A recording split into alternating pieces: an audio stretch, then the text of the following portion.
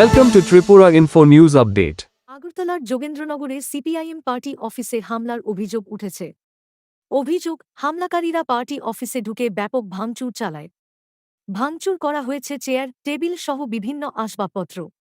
ঘটনাকে কেন্দ্র করে এলাকায় চাঞ্চল্য ছড়িয়েছে। ঘটনার খবর পেয়ে পুলিশ ঘটনাস্থলে পৌঁছে পরিস্থিতি খতিয়ে দেখে। কারা এই হামলার সঙ্গে জড়িত এবং হামলার কারণ কী তা নিয়ে তদন্ত শুরু হয়েছে। ঘটনায় জড়িতদের দ্রুত শনাক্ত করে আইনানুগ ব্যবস্থা নেওয়ার দাবি জানিয়েছে সিপিআইএম নেতৃত্ব। ঠিক আছে, তারা আইতাছে বলে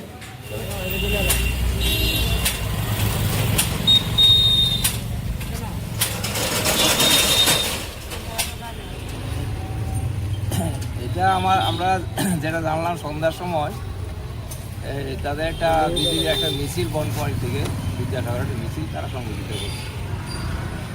তারপর জানতে পারলাম আমরা পার্টি বিষয়ে কিছু দুষ্কৃতিকারী ঢুকে পার্টি বিষয়ে ভাঙচুর করছে। এটা উদ্দেশ্য প্রণোদিতভাবে সেই কাজটা করছে বলে আমার মনে হয়। কারণ বিজেপি আবার সেই আক্রমণ শুরু করছে।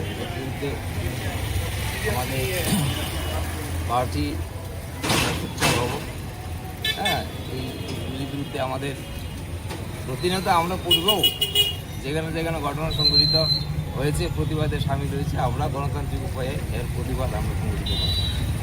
যারা ঢুকেছে তাদেরকে কি চেনা গেছে, যারা কারা ছিল?